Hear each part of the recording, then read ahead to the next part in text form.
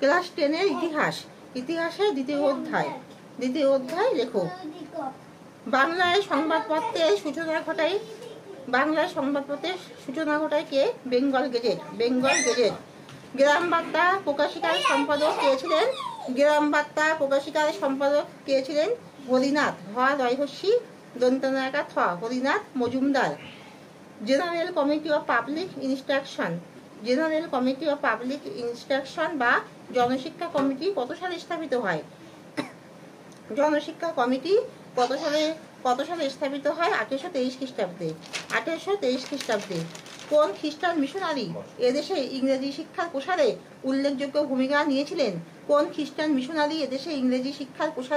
উল্লেখযোগ্য ভূমিকা নিয়েছিলেন?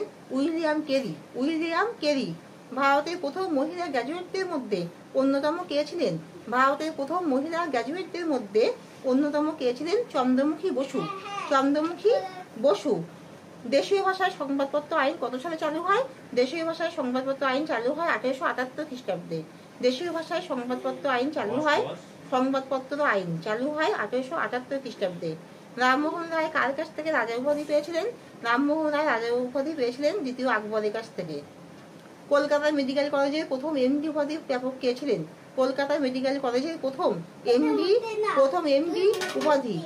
ব্যাপক কে ছিলেন? চন্দ্রকুমার দে। ইয়ং বেঙ্গল দলের প্রধান মুখপাত্র কে ছিলেন? পার্থেনন। কয়াকা দন্তান্ন পার্থেনন। তাহলে এখানে শেষ করছি।